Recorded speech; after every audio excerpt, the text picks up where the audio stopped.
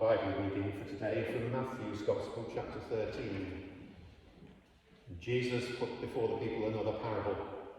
He said, "The kingdom of heaven may be compared to someone who sowed good seed in his field. But while everyone was asleep, an enemy came and sowed seeds among the wheat, and they went away. And when the plants came up and bore grain, the weeds appeared as well. And the slaves of the householder came and said to him, 'Master, did you not sow good seed in your field? Where then did these weeds come from?' He answered, 'An enemy has done this.' The slaves said to him, 'Then do you want us to go and gather them?' But he replied, 'No, for in gathering the weeds you would uproot the wheat along with them. Let both of them grow together until the harvest. And at harvest time I will tell the reapers, collect the weeds first and bind them in bundles to be burnt, but gather the wheat into my barn.' And then he left the crowds and went into the house. And his disciples approached him, saying, 'Explain to us the parable of the weeds of the field.' He answered, 'The one who sows the good seed is the Son of Man. The field is the world, and the good seed are the children of the kingdom. The weeds are the children of the evil one, and the enemy who sowed them is the devil. The harvest is the end of the age, and the reapers are angels.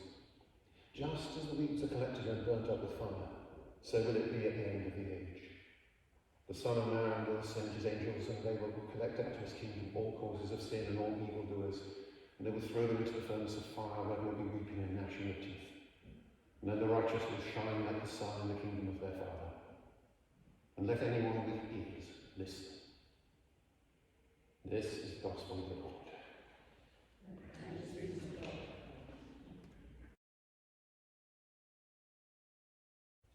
It's interesting, for me, the passage is a lot about how instinctively we can be quick to judgment without actually knowing a lot.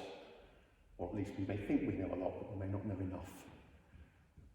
When I hear these things about sower sowing seeds, one of the things that comes to me is somebody I once knew who had trained at Waterperry College, agricultural college just outside Oxford, and who told me about one of the exams they had was where they had a little row of seeds put in front of them, about a dozen of them, and they had to identify exactly what plant each of those seeds was from. Now, when I say exactly, I do mean very exact. Now, you and I have a vague idea that, carrot seeds are very tiny little things and other things are great big chunky ones, but to actually specifically identify would be quite a challenge. So at the point of the seed, most of us haven't actually got the judgment to work out what's what. We get a vague idea, but not enough. The interesting thing with seeds, the first thing we do is put it in the ground. And actually, when it's in the ground, the one thing you can't tell is what it's doing. Unless you do one of these very clever little experiments some schools get them to do between two slices of glass, and you fill it with soil and you put something like a bean in that you can actually see it growing. But the vast majority, it's hidden. You don't know. You can judge the environment, good ground, bad ground, but that's not a fair judgment about the seed. And that again, for me, actually reflects that we sometimes people's environments, they're from somewhere. It's a bit like saying, well, the seed's in that bit of soil. You've no idea what it's going to be. And so people who judge just as they came from such and such a place, or they've been there, it just reminds us that that sort of judgment is too quick. Then the little first buds. You might get the odd one that looks brilliant, the other one, you're not sure about that.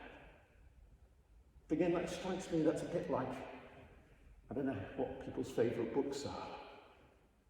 But if instead of, on the whole story, you were having to make judgments on the book, if you were told what the fourth sentence of the first page was, that's it.